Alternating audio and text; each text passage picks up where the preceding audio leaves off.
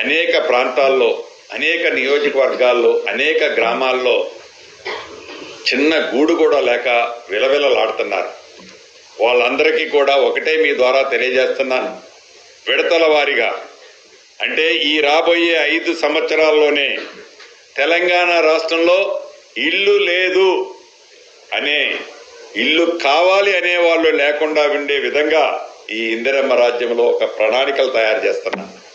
ఆ ప్రణాళికని ఎట్టి పరిస్థితుల్లో ఆర్థికంగా ఎన్ని ఇబ్బందులు వచ్చినప్పటికీ ఆ ప్రణాళికని మాటలతో కాకుండా చేతలతో ఇంప్లిమెంటేషన్ చేస్తాం. ప్రతిపక్ష నాయకులకి ఒక్కటే చెప్తున్నాను, మీరు సహకరించబోతే సహకరించకపోయారు, కానీ కారు కోతలు కుయ్యకండి, కారు కోతలు కుయ్యకండి. కొద్దిగా ఓపిక పట్టండి.